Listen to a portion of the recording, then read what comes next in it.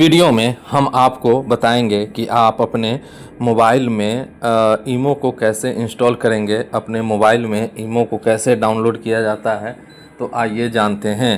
तो ईमो को इंस्टॉल करने के लिए आपको करना क्या है कि आपको चले जाना है अपने मोबाइल के प्ले स्टोर में, और प्ले स्टोर में जाएंगे तो सर्च में जाना है, और सर्च में जाने के बाद यहाँ पे टाइप करना है ईमो। तो जैसे आप यहाँ पे सर्च पे टाइप करेंगे तो यहाँ पे आपको एक ऑप्शन मिलेगा इंस्टॉल का ऑप्शन। तो आपको क्या करना है, इंस्टॉल कर देना है। तो इस तरीके से आप अपने मोबाइल में ईमो को इंस्टॉल कर सकते हैं, और ये तरीका होता है मोबाइल में ईमो को इंस्टॉल करने का। तो जितना आपका इंटरनेट का स्पीड होगा उसी हिसाब से ईमो जो है इंस्टॉल हो जाएगा।